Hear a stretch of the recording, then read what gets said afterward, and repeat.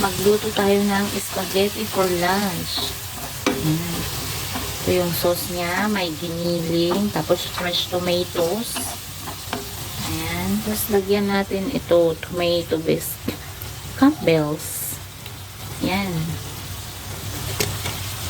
Parang tomato sauce din siya. Ay, lagyan natin ng tubig konti.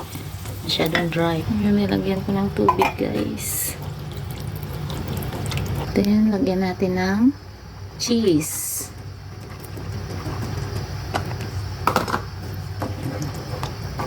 Haluin natin. Ganyan ako magluto ng spaghetti.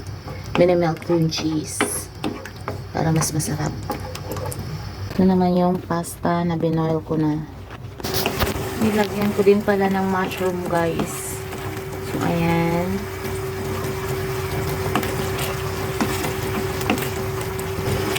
I think okay na yung sauce natin.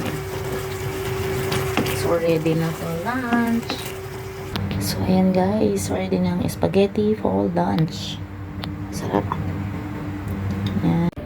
So, ayan. Yung lunch kong spaghetti. Binuduran ko rin ng cheese sa ibabaw. Happy lunchtime, everyone. Sarap.